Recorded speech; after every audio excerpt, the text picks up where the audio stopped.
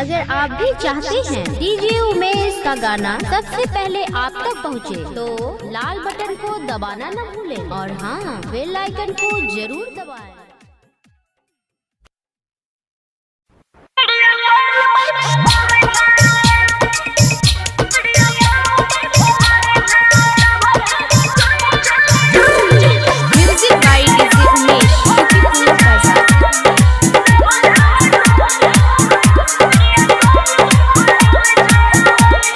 कहियो सखी लभर के खेला गे, आई काल करे छै बड़ा झमेला गे।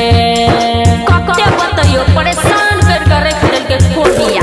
की कहियो सखी लभर